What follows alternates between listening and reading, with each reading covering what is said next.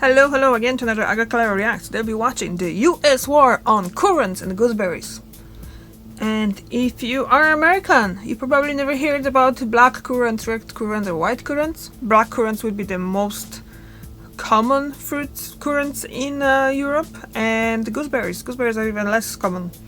I grew up in the house with the garden, and we had both of them. Gooseberries and black currants and red currants and white currants in not red currants but white currants in our garden. So I grew up knowing them, but I know, like, when you kind of growing up, you think that everyone is growing up with the same thing. So I always thought that everyone knows them, but apparently not. So if you're American and you're coming to Europe and you see something that's flavored and the colors, it's all purple and stuff, you probably assume it's grape, but it's not. It's red currant, most likely. And vice versa, if you are European and you're gonna go to America, most likely stuff that you're gonna think it's red currant because it's purple packaging, it's gonna be grape. So let's just get into this video. And it is made by the history guy. History deserves to be remembered. As far as I know, the fact that there is no currants or gooseberries or something like that in America is because like hundreds or so years ago, those plants had some kind of fungus that started decimating wood, like a lumber.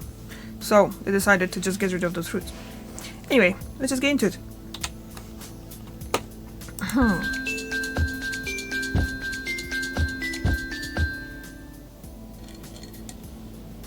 If you are a fan of this little candy that's called Skittles, you might be surprised to find out that the purple Skittle in the United States has a completely different flavor than the purple Skittle in the United Kingdom. In the United States, the purple Skittle is a kind of a generic grape flavor that's used in many candies, but in the United Kingdom, the purple Skittle is a flavor with which many Europeans are familiar, that the New York Times describes as deep and musky, with a mouth-puckering sourness. It's black I like it. currant. My mother doesn't like it. And the reason that the Wrigley company that makes Skittles doesn't serve black currant Skittles to the United States is that the American palate is almost completely unfamiliar with it. In fact, Marvin Pitts, a professor of horticulture at Cornell University, suggests that 99.9% of Americans have never tasted it. Why? Because for nearly a century, the United States government fought a war against currants and gooseberries. It is history that deserves to be remembered. Ribes are a genus of medium shrub-like plants.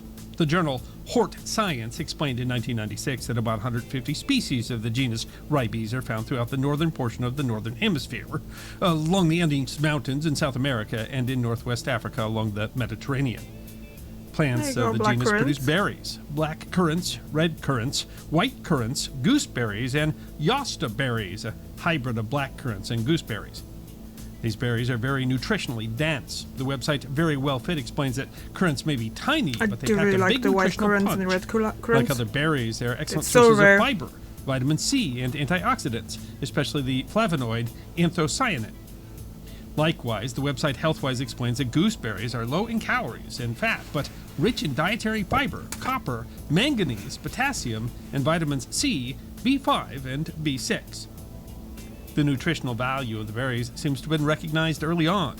Hort Science writes that herbalists collected ribes fruit from the wild for use in medicines as early as the 1400s, and domestication efforts began during the 1500s. The website Uncommon Fruits notes that currants were discovered to have a soothing effect on sore throats, which is now attributed to its high vitamin C content. So strepsils, the website Townsend's explains that they are extremely high in vitamin C. On average, you can get the black currant berries contain the same amount of vitamin C as does an entire lemon. Black currants were also used in the 18th and 19th centuries as a throat lozenge. They often went by the name Kinsey berries, used to treat Kinsey's, a chronic tonsil condition. Hort Science continues that by the 1700s, red currants and gooseberries were popular garden fruits in Western Europe, and black were sold in farmers' markets in Russia. White, black, and red currants have many culinary uses in Europe, where they are commonly used in jellies and sauces. The New York Times explains that Austrians often serve currant sauces with game, just as the British serve roasts with Cumberland sauce currants or currant jelly stewed with port. So again, I'm actually salivating looking at all that Red fruit. currants are usually used in Cumberland sauce, but black currants have a deeper flavor. Dried black currants have been described as the fruit of choice for traditional English scones, and currants of all kinds are popular all over Europe, used in jellies and preserves.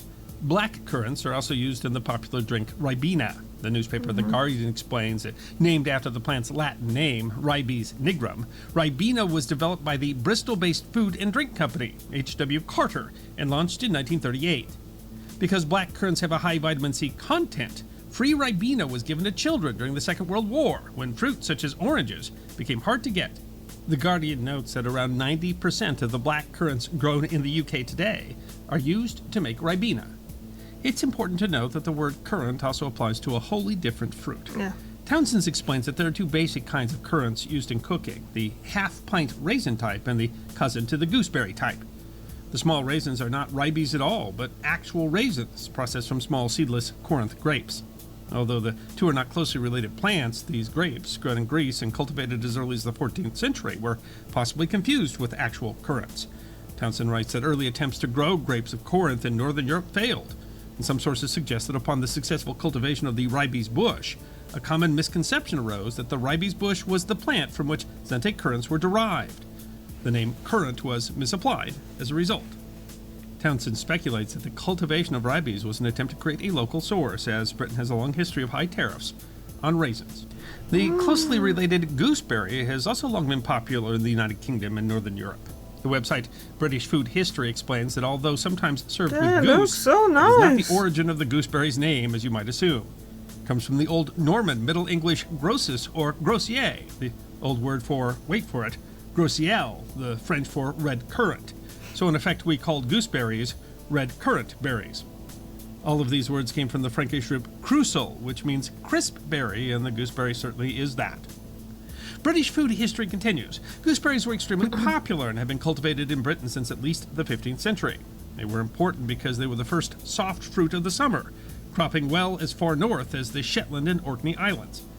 In the Midlands and northern England they were revered, a tradition of competitive growing quickly developing. There was a single aim in these competitions, to grow the heaviest berry. These clubs were widespread, and at one point there were 170 growing clubs, and a handful still exists today in Yorkshire and Cheshire. Oh, I still have some dried gooseberries covered in chocolate that I brought from Poland. Or so that the plant can put all its energy into growing just a few fruits. But what about the United States? If ribes are popular elsewhere, why are they hardly known here? In fact, the University of Missouri notes that in the United States there are about 50 native species of ribes, including the American gooseberry. Moreover, ribes were once widely cultivated in the United States. Hort Science explains that domestic currants and gooseberries were introduced into the United States in the 1700s, and by 1920 there were more than 3,000 hectares in commercial production. Most of the farms were concentrated in the Middle Atlantic, Upper Midwest, and Northeastern states. New York was the leading state for currant production, followed by Michigan, Pennsylvania, Ohio, Minnesota, Missouri, Colorado, Washington, and California. Marin County, Oregon was the only county in the United States with more than 40 hectares of commercial gooseberries. Fruit growers also produce gooseberries in Michigan, Washington, and Colorado. As the black currant has a stronger flavor that Americans apparently didn't prefer, sorry guys, I just haven't had the fresh gooseberries in a really long time. In the United States. The UK newspaper The Sun explains that black currant bushes were grown in America as early as the 1600s, when British settlers brought the fruit to be cultivated on a large scale. By the late 1800s, U.S. farmers grew around 7,400 acres of black currants, gooseberries, and white currants, with New York leading the way in production. But in the early 1900s, farmers realized the black currant was threatening an even bigger U.S. industry: timber. Forestry expert Warren Benedict with the U.S. Department of Agriculture explains in his work, A History of White Pine Blister Rust Control, a personal account. This story has its beginning in Geneva in central New York State in 1909, when blister rust was discovered in a plantation of young white pines growing from planting stock imported from Europe. This discovery raised significant alarm. Benedict continues. While there had been several earlier findings, including some diseased currant bushes near a Geneva nursery in 1906 and a few scattered sightings dating back to 1898, it was the 1909 discovery that flashed the red light of danger ahead. But what does white pine blister rust, a fungus that affects 5-needled pine trees, have to do with currants and gooseberries? Benedict explains. White pine blister rust is known as a heteroecious rust fungus, a parasitic fungus that requires two distinctly different and often unrelated species or genera of alternate host plants to complete its life cycle. He notes that blister rust has as its primary host the white pines and doesn't attack the other pines. 7 species of white pine are native to North America, and 3 of these have great commercial value: eastern and western white pine and sugar pine. The secondary host for blister rust can be either currant or gooseberry bushes, which are known collectively by botanists as ribes. Blister rust is relatively harmless to currant and gooseberry bushes, but can kill white pine trees of all sizes. This shows the risk of ribes. The spores that spread the fungus from pines to ribes are tough. The spores that look like little tiny but the spores produced by the infected maggots or ribes something. are, Benedict explains, relatively heavy and quite fragile. Have I missed something Goes in on. there? These spores usually do not remain viable long enough to transmit infection to pines more than a few hundred yards away. By removing the ribes from within and for several hundred yards around white pine stands, the stands can usually be completely protected. Thus, forestry officials surmised, to protect the pines, the ribes must go. The Stockton, California Evening and Sunday Record wrote in August 1922, "White pine blister rust is a destructive disease of 5-needled pines and was first reported from Western Europe, where the eastern white pine was grown commercially on an extensive scale. The rust made such an attack on the pine that even attempts at its control were a dismal failure, and growing eastern white pines in Europe was abandoned." The paper doesn't mince words in its opinion of the white pine blister rust. White pine blister rust is a parasitic fungus, a microscopic plant which, like the human professional tramp, believes that the world owes it a living, and forthwith proceeds to take it from a living pine tree. Wow. The paper goes on to make a surprising literary reference. We've all read Robert Louis Stevenson's weird tale of a double personality, Dr. Jekyll and Mr. Hyde. In the white pine blister rust and many other rusts, we have actually this dual personality, but with the important difference that the Stevenson conception of it, wherein the genial Dr. Jekyll was the personification of benevolence and in his Mr. Hyde condition just the reverse. Both stages of this white pine blister rust, one of 5-leaf pine and the other of currants and gooseberries, are equally malevolent. But then comes the important part. While ribes were a popular crop, they were not nearly as valuable as the timber they threatened. Evening Sun and Record writes, "Now we have in the West Forest of 5-leaved pine value at over $228 million, estimated to contain over 57 billion feet of lumber. If we should have a 25% loss of this pine timber within the next 6 years, what would be the effect on the price of lumber? And does not wish even to imagine the devastation that would be done to our glorious beauty spots, a wonder and solace to the tourist who went away from him on a summer vacation." The paper explains what must be done. The effective control of the disease consists either of cutting down all the pines where it occurs, or else digging up and burning all the currants and gooseberries in the vicinity of the pines. The latter method is the one most feasible. The Philadelphia Inquirer wrote in 1910, "The remedy, therefore, is simple. Wherever the pest is found, the ribes bushes will be ordered removed. This is the only known remedy." Thus, the berries had to be sacrificed to save the pines. In Europe, however, the opposite choice was made. Business Insider notes that in contrast to the United States, Europe had few commercial pine tree plantations. Black currants, on the other hand, had been an important crop for a long time. Benedict writes that in Europe, the white pine was sacrificed to retain the ribes. The first U.S. government reaction, described in the 1912 Quarantine Act, was to ban the import of white pine from Europe, expanded in 1913 to ban the import of white pine from any country, thus preventing the import of infected trees. But as the blister rust was already invading forests, a further step was necessary. War against ribes, the Department of Agriculture writes. The project was military in its size, scope, and organization. The government established an Office of Blister Rust Control and engaged in an aggressive policy of ribes removal, recommending that all ribes be destroyed within 200 to 300 yards of white pine stands and that black currants be outlawed in all states where white pines grew. Ribes eradication, Benedict writes, was the bread and butter job, the payoff resulting from other blister rust control activities. It was a summer job, one that could be effectively undertaken only during the period when ribes were in leaf and readily visible to search crews. Benedict describes these summer jobs as being rough work, with workers spending 3 months away from civilization in rag camps, meaning a camp of tents instead of wooden structures. Workers were required to build their own shelter. Usually 2 men teamed up to build a 2-person lean-to. Beds were made of tree boughs, and bedding was 3 government-issued woolen army blankets.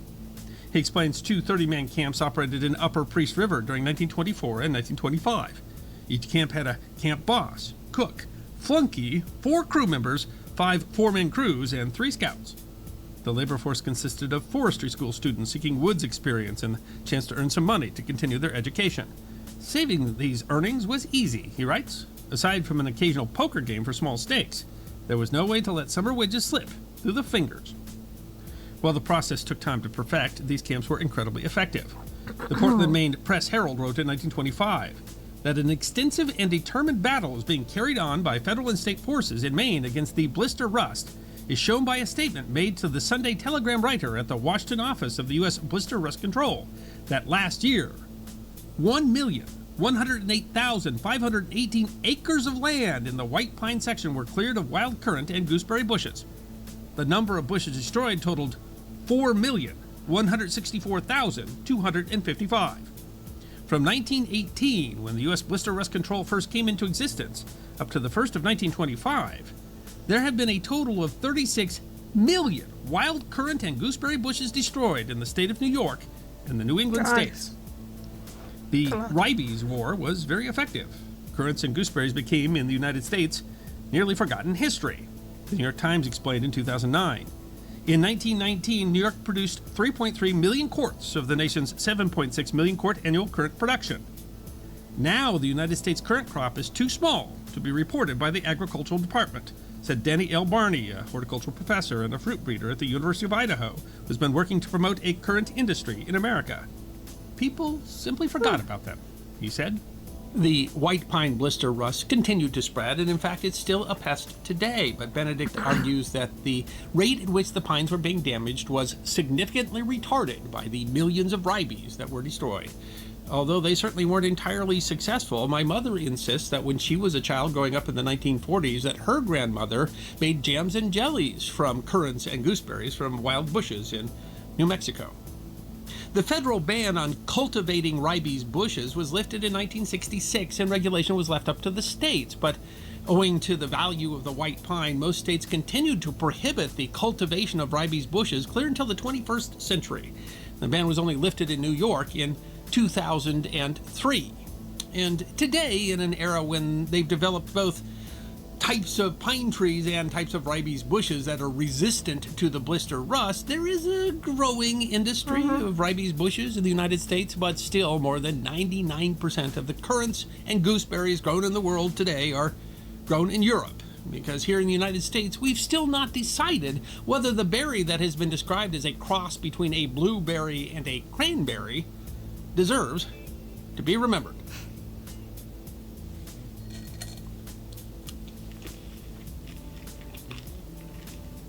I hope you enjoyed watching this episode of the History Guy. And if you did, please History Guy. I think you said you get my subscription. If history deserves to be remembered, then you can support the History Guy as a member on YouTube, a supporter on our community at Locals, or as a patron on Patreon. You can also check out our great merchandise shop, or book a special message from the History Guy on Cameo. Well, very interesting. Yeah, so, now, have you ever heard about black currants, red currants, or white currants, or gooseberries? Did you? Well, I did, obviously, like I explained it in the beginning. Anyway, I said I have some chocolate-covered dried gooseberries, so let me just find them and show you. I am back!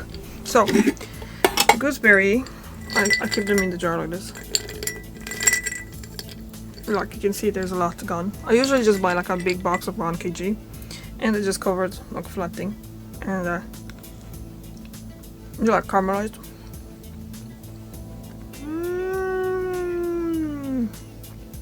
Will this focus? Maybe, maybe not. Let's see. Let's see with the light. Oh no, that's way too bright.